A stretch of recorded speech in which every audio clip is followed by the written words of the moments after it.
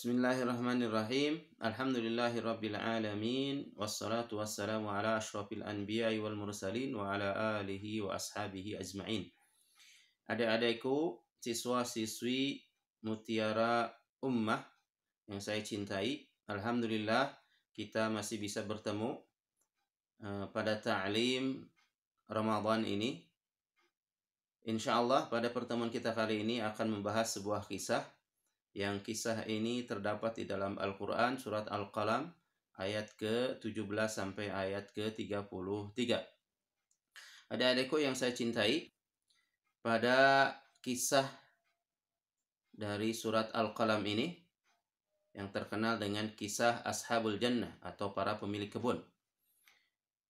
Intinya dari kisah ini adalah Allah Subhanahu wa Ta'ala memberikan perbandingan kepada orang-orang musyrik Makkah ketika itu yang mereka membangkang kepada aturan Allah Subhanahu wa Ta'ala.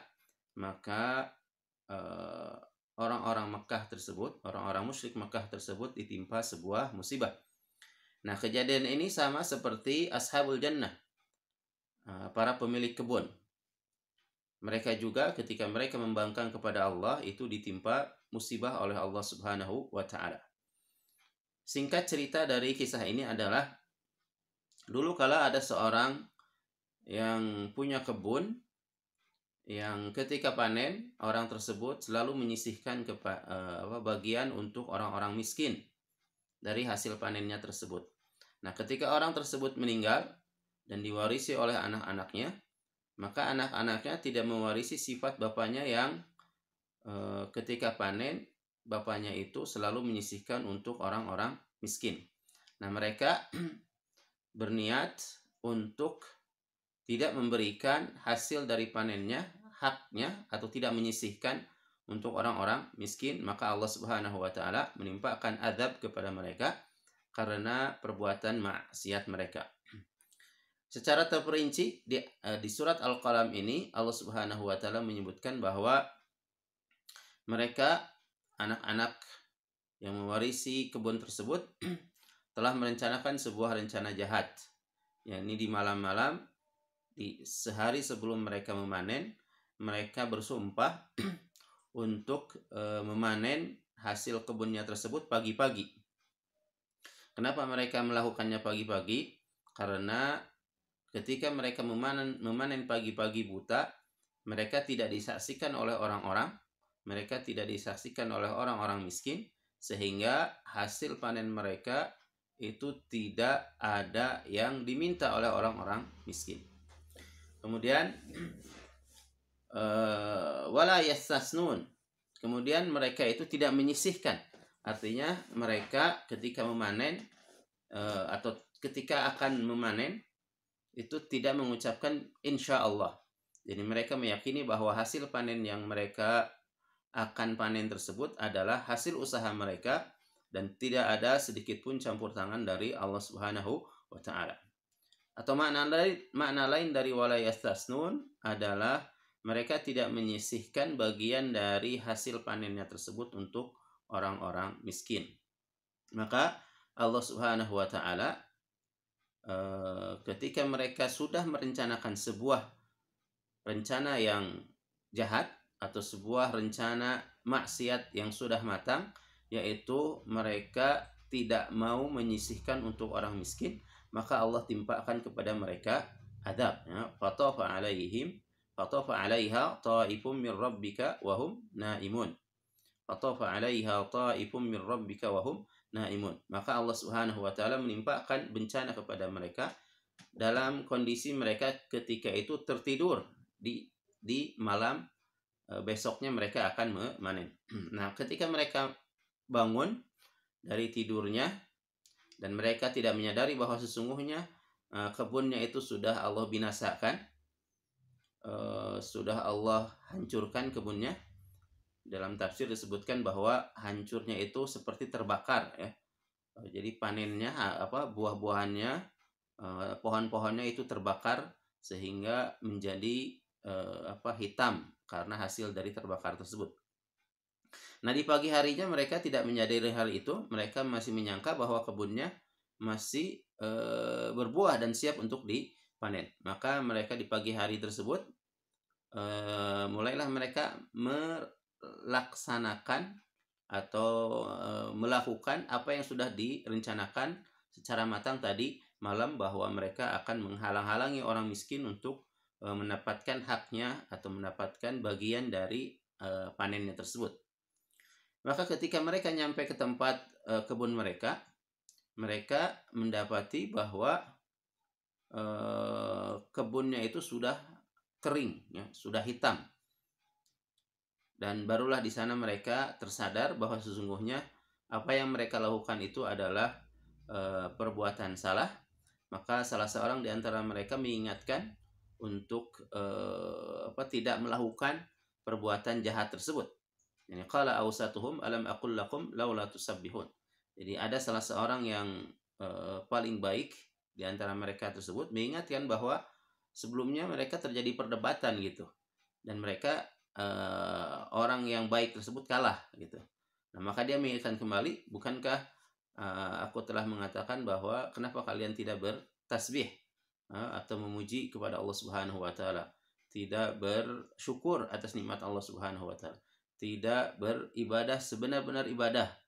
Kenapa kalian tidak melakukan apa yang dilakukan oleh bapak kami, yaitu menyisihkan bagian dari harta panen tersebut untuk orang-orang miskin. Maka akhirnya mereka tersadar bahwa sesungguhnya kejadian ini adalah karena perbuatan zalim mereka, bukan karena Allah Subhanahu wa taala berbuat zalim. Jadi adab yang menimpa mereka, mereka sadari bahwa itu adalah karena perbuatan rencana jahat mereka untuk menghalang-halangi orang miskin mendapatkan haknya.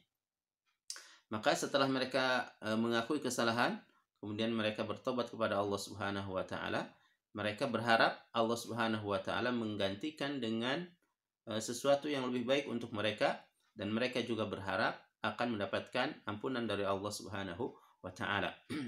Maka di akhir ayat, di ayat ke-33, Allah Subhanahu wa taala mengingatkan, kadzalikal adzab wala adzabul akhirati akbar law kanu ya'lamun. Demikianlah adab, artinya kejadian musibah yang menimpa kebun mereka itu adalah adab dari Allah Subhanahu wa taala yang disegerakan karena perbuatan maksiat mereka. Wala adzabul akhirati akbar, dan azab akhirat itu akbar, lebih besar, law kanu ya'lamun, jika mereka mengetahui.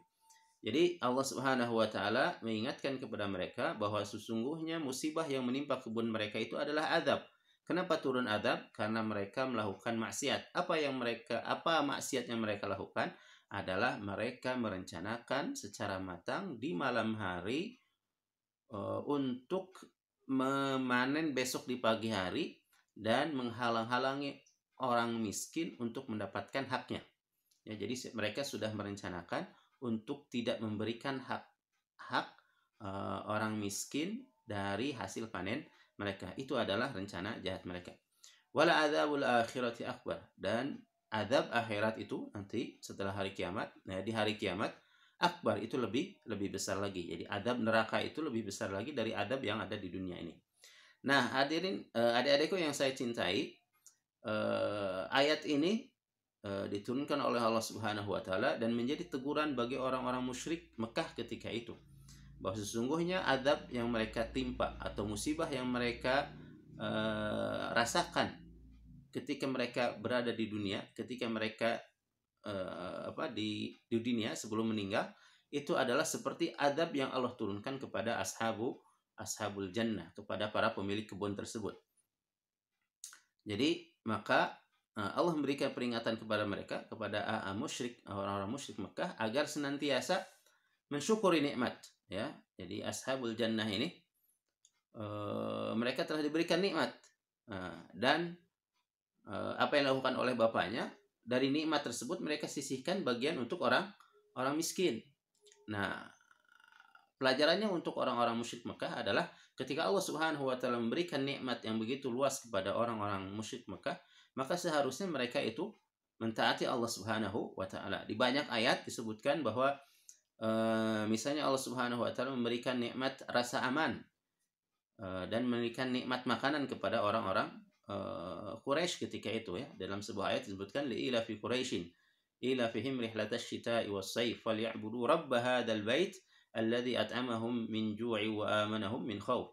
Jadi Allah telah memberikan rasa aman dari ketakutan, Allah memberikan kekenyangan, makan dari kelaparan, maka falyabudu, hendaklah beribadah kepada Allah Subhanahu wa taala. Hendaklah bersyukur dan beribadah kepada Allah Subhanahu wa taala atas nikmat makan dan nikmat rasa aman. Dan Allah Subhanahu wa taala juga memberikan nikmat yang begitu agung kepada orang-orang Mekah ketika itu, yaitu dengan adanya Ka'bah. Dengan adanya Ka'bah ini menjadi sebuah peradaban, menjadi sebuah kota tujuan, karena Ka'bah ini adalah sebagai tempat orang-orang melakukan ibadah haji. Ya, ketika zaman Nabi Ibrahim itu mulailah disyariatkan haji, maka ketika nyampe ke zaman awal-awal Nabi Muhammad SAW, ibadah haji itu mereka lakukan, namun terjadi penyimpangan-penyimpangan di sana ya. Nah, ketika ada ibadah haji, maka orang-orang berdatangan berduyun-duyun ke kota Mekah ini. Nah, artinya ketika orang-orang berdatangan ke kota Mekah, maka timbullah sebuah peradaban. Ketika orang berdatangan ke Mekah, timbullah perekonomian. Dan itu adalah nikmat dari Allah Subhanahu wa taala. Di ayat lain juga disebutkan bahwa Allah Subhanahu wa taala memberikan kenikmatan kepada orang-orang Quraisy ketika itu dengan memberikan sebuah fasilitas kepada mereka, bahwa mereka melakukan perdagangan antara musim panas dan musim dingin. Ketika musim panas misalnya mereka melakukan perdagangan ke Syam, ke utara. Ketika musim dingin mereka melakukan perdagangan ke Yaman. Ila fi Quraisy ila fihim rihlatash shita'i was-sayf falyabudu rabb. Jadi perdagangan ini adalah bagian nikmat dari Allah Subhanahu wa taala. Kemudian nikmat lain yang Allah turunkan kepada orang-orang Quraisy, orang-orang musyrikin Mekah ketika itu adalah Allah Subhanahu wa taala mengutus rasul dari kalangan orang-orang Quraisy, dan itu adalah kenikmatan yang besar bagi orang-orang Quraisy. Maka intinya adalah ketika Allah memberikan kenikmatan yang besar begitu banyak kepada orang-orang Quraisy, maka hendaknya orang-orang musyrik Mekah ketika itu adalah mensyukuri dari nikmat itu dan menjadikan sebagai dorongan kepada mereka untuk melakukan ibadah kepada Allah Subhanahu wa taala. Dari kisah ini ada beberapa pelajaran penting yang bisa kita ambil. Pelajaran pertama adalah ketika seseorang melakukan perbuatan maksiat, maka maksiat ini akan mengundang azab dari Allah Subhanahu wa taala. Baik azab itu langsung diturunkan di dunia, ataupun azab ini nanti ditunda, diakhirkan di akhirat kelak ya. Ada sebuah ayat Allah Subhanahu wa taala berfirman, "Wa ma asabatkum min musibatin fabima kasabat aydikum wa ya'fu an katsir." Dan musibah yang menimpa diri kamu adalah disebabkan kasabat aidikum, disebabkan oleh tangan-tangan kalian. Wa ya'fu an katsir, dan Allah memaafkan dari banyak hal. Arti kasabat aidikum itu adalah apa yang diperbuat oleh tangan-tangan kalian. Baik itu dilakukan perbuatan oleh tangan-tangan kalian, itu maksudnya adalah kalian melakukan perbuatan sehingga perbuatan itu mengundang musibah, misalnya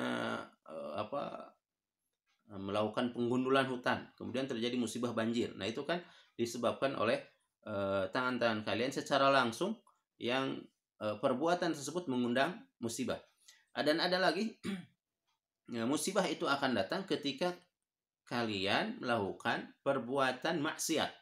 Jadi ada sebagian ulama mengatakan bahwa fabima kasabat aydikum, dari apa yang diusahakan oleh tangan-tangan kalian, maksudnya adalah ketika kalian melakukan perbuatan maksiat, maka maksiat tersebut akan mengundang adab dari Allah Subhanahu wa taala. Wa ya'fu an katsir, dan Allah memaafkan dari banyak hal, artinya banyak perbuatan-perbuatan maksiat itu dimaafkan oleh Allah Subhanahu wa taala. Tetapi intinya adalah maksiat itu akan mengundang adab, baik adab itu di dunia ataupun nanti kelak di akhirat. Yang kedua adalah pelajarannya adalah ketika seseorang membuat rencana, dan rencana ini menjadi sebuah azam yang kuat untuk siap untuk dilaksanakan, maka Allah Subhanahu wa taala bisa jadi akan menjadikan azam yang kuat tersebut sebagai alasan bagi Allah Subhanahu wa taala untuk mengadab kaum tersebut, ya. Mengazab seseorang ketika seseorang sudah siap melakukan azam, niat, tekad yang kuat untuk melakukan perbuatan salah, perbuatan maksiat, bisa jadi itu bisa mengundang adab dari Allah Subhanahu wa taala. Adik-adikku yang saya cintai, mungkin itu saja yang bisa saya sampaikan. Aqulu qauli hadza wa astaghfirullah li wa lakum. Wassalamualaikum warahmatullahi wabarakatuh.